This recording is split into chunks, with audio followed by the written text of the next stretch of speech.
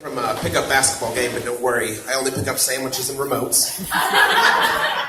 So, have you noticed nowadays, when white people get pulled over, they're like, oh, yes sir, I got my license registration. But black people be like, fuck, why'd you shoot me? You know what's funny? So I'm currently going through a divorce. It's lots of fun. No, not really. But I had to rent a room from my neighbor because I didn't have enough money for my own apartment. But I live in a trailer park, so it's up to this point the most white trash thing I've ever done in my life. But it's not going so smoothly. One of my roommates is a schizophrenic. So I also work with the mentally ill. So now, like some middle-class white worker, I'm come bringing my work home with me. It's not good. It's not good. You can only hear so many times, DirecTV has cameras watching me.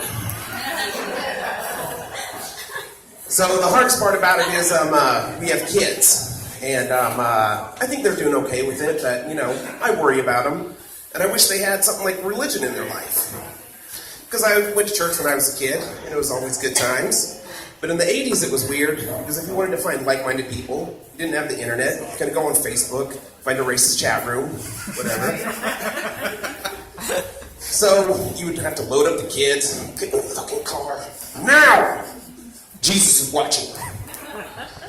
And you'd have to go to there and meet up and have a good time. And the best part of going to church when I was a kid, I had a best friend.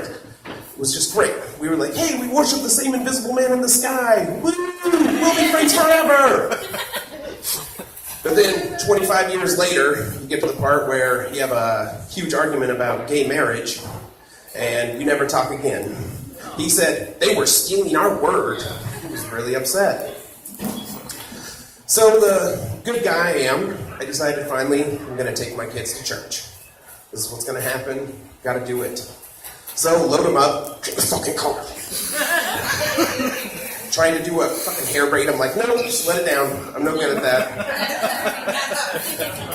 So we head to church, and we get there, and I notice that there's nobody up on the stage yet. I'm like, that's kind of weird. Usually the pastor would be up there getting ready. Because the pastor's a fucking hologram. They beam him in from other fucking places to reach more people. It's ridiculous. So he's talking about Jesus 2.0. I'm like, I don't know about that. So while we're watching this, the Wi-Fi must have been a little spotty. Because he keeps coming in and out. He's like, Jesus loves porn. What's going on there? I don't know what this is. So he finishes up the sermon and we're like, all right, kids, let's get the fuck out of here. There ain't no time for this. So from now on, I'm putting my faith in Wi-Fi, Spotify, and the Holy Hulu. Thank you, everybody. That's my time.